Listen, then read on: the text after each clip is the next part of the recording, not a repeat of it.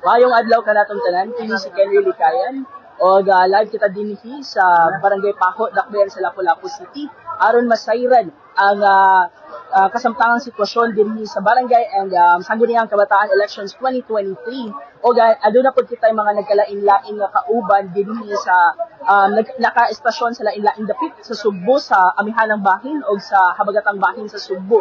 O uban ko kaninyo karong adlaw aron ato ang ipadayag ang mga latest nga happenings diri sa Barangay Paho. Na ako diri nanukad mismo sa Barangay Paho sa Paho Elementary School, naghinay-hinay na og pangabot ang ato ang mga mamutaray. O kasamtangan nindot ang panahon no, taliwala sa pagbunok sa uwan kagahapong adlaw. O makita nato sa ako ang likuran nga naana dinhi gayud ang ato ang mga mamutaray no. And then aduna say mga gipang station nga mga units gawas sa ato ang mga eskwelahan. Kay diri sa Barangay Paho aduhay duha ka eskwelahan nga pwede botaran na ang Paho Elementary School naapod sa atbang niini ang Paho National High School. So ang suggestion mainly sa ato ang mga staff dinhi sa COMELEC kay ang first buhaton kay motanaw ug mangutana sa gawas kay adunay online precinct finders ug aduna say mga volunteers nga makatabang para makabahalo mo kung asa ang inyong mga voting precincts. Kay murag naay mga cases na same ra gihapon ang inyong voting precinct the last time sa national elections apan naa say mga kamag-uhan. So para mas madali ang proseso, pwede ka mo duol first sa kadtong mga stations mangutana sa asa inyong mga presinto. And after that, pwede na mo maghinay-hinay ug sulod diri aduna say mga watchers nga naka-estasyon each precinct noon. Adunay duha sa sulod, aduna pud duha sa gawas. So pwede ra pud mo mag-guide na gihapon mo. And diri sa ato ang eskwelahan karon sa Paho Elementary School, naghinay-hinay na og pangabot ang ato ang mga mamutaray. Aduna pud tay mga PWD, mga pregnant pod nga mamutar as well as senior citizens. O in this case diri sa ato ang eskwelahan aduna sila gibutang diri nga emergency accessible polling place, gitawag ni EAPP o para din naka-designate ni para sa ato ang mga PWD, ato ang mga buntis nga mga mamutaray, lakip na ang ato ang mga senior citizens. Apala ang suggestion sa ato ang mga staff diri sa mga senior citizens nga makakita pa, makabutar pa og tarong, pwede daw dito na lang sila diretso sa ilahang respective na presinto. Kay kani diri nga station diri para ni sa mga immediate nga mga mag-need og mga help. Pwede po kuyugon nila ang ilahang usa sa ilahang mga family member para po tabangan sila. Need lang nga magdala sila sa ilahang ID o ang ilahang kauban need lang mo perma para pamatuod na siya tuod ang nitabang sa maong nga tao para sa iyahang pagbutar. No? So kuyugan ta mo, kuyugi ko no sa ato ang pagtan-aw kung unsa ang sitwasyon dinhi sa Paho, no? Makita ninyo nga naghinay-hinay na og pangabot ang ato ang mga mamutaray o balikon ko aduna sad kay naka-station nga emergency accessible polling place. Diri siya no. Kung tagapaho mo sa inyong pagsulod nani siya sa walang bahin. O pwede mo diretso diri para ni siya sa mga PWD again para sa pregnant o sa mga senior citizen para paspas ang inyong pagbotar. Siyempre yatagan jud og ni sila og kanang unit or usa ka place kay syempre maglisod pud in town ang ato ang mga kauban nga PWD as well as ato ang mga kauban nga buntis o ato ang mga senior citizens.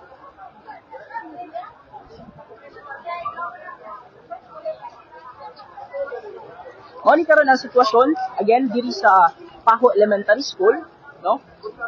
Naghinay-hinay na og pangabot ang ato ang mga mamutaray apan dili pagyud kaayo ni siya huot no. Naani diri ang naka-station pod ang ato ang mga kapulisan sa pagsulod dinhi sa eskwelahan na gihapon dara diretso ang mga kapulisan nga nag-station pod no. Pwede mga pangutana and then each precinct naapod sila mga watchers no. For example, diri sa cluster 501 kani nga precinct no, diri sa gawas na ay mga nakabutang nga pwede nilang malingkuran sa mga manghuwatay. O sa inyong nakita, wala na gani gihapon karoy mga naglingkod na. So that means wala jud kaayo, dili kaayo puot ang dagan sa atong pagbotar, no? So currently, nagpadayon ang pagtiniliay sa sulod sa kaning cluster, no? Cluster 501. Alright.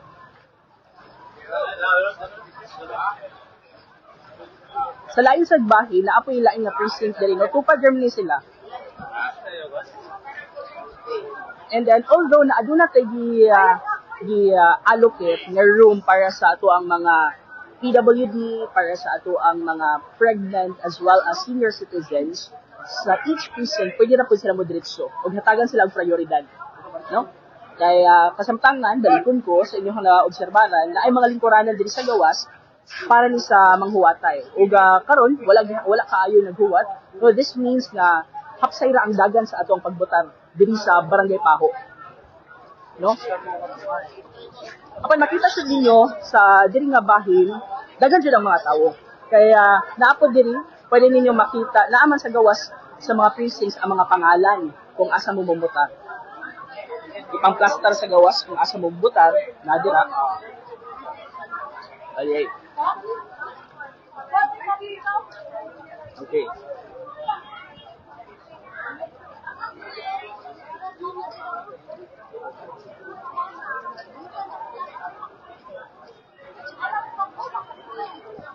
So dako-dako niya ang eskwelahan sa Barangay Paho, no? Sa Paho Elementary School, mao kini ang kanunay nga gihimong voting precincts sa ato ang eleksyon, both sa national, sa local, sa barangay. Aduna sad kini lain nga station diri, no? Diri daghan-daghan jud ang mamotaray. Apan bisan pa man kung daghan ang mamotaray diri sa station diri, pwede ra jud unahon ang mga senior citizens, ang mga PWD, sakit na nga to ang mga kauban nga buntis. Dito eh. Pinumdum lang no sa ato ang mga mamotaray nga magdala lang gayud kamo og payong man o kalok man kay hingkit ang kainit karong adlaw taliwala sa pagbunok sa uwan kagahapon.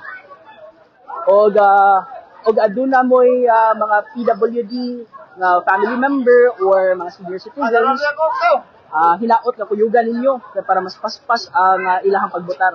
Dagan-dagan dyan ang mamotaray, pero di lang kabalakan kay hatagan silang prioridad sa ilang pagbotar.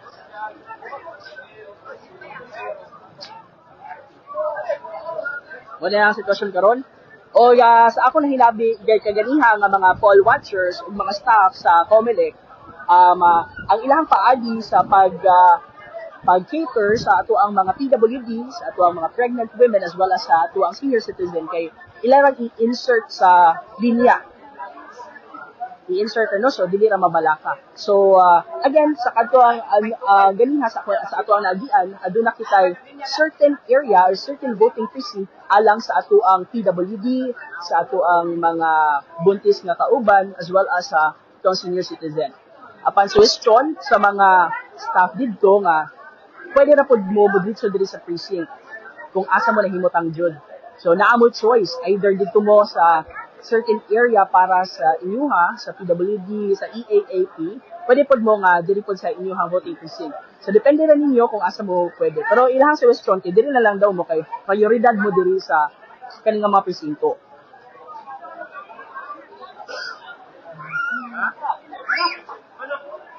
Alright.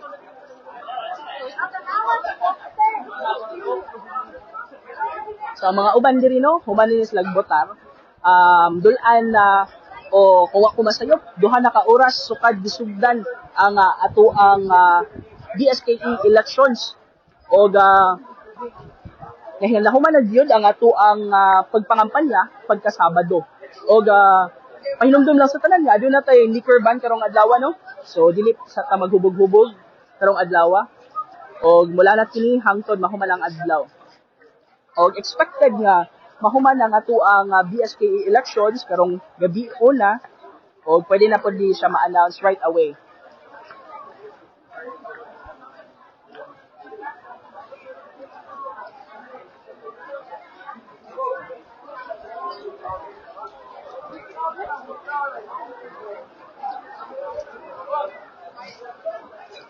O sa dili pa nato tapuson ang ato ang live report, Unya, moadto ta dito sa atbang eskwelahan mao ang Paho National High School samtang naghinahinay na og pangabot ang ato ang mga mamotaray diri.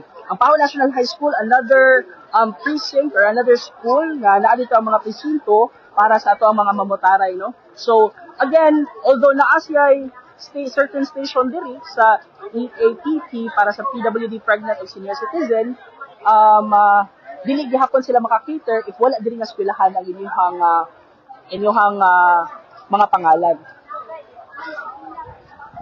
So sir, hinabitan na to ang usa sa mga staff diri no sa EAPP.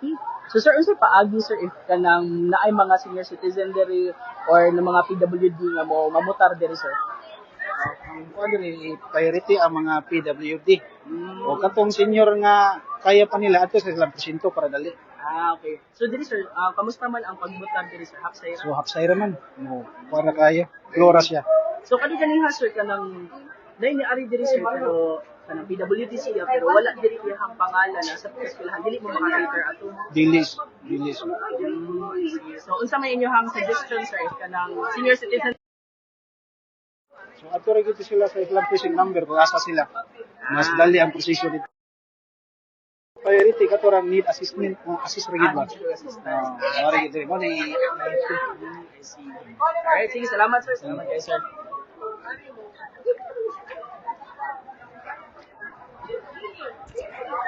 So, mao kadto mo ato ang sitwasyon diri sa Paho Elementary School, diri sa Barangay Paho, Dakbayan sa Lapu-Lapu.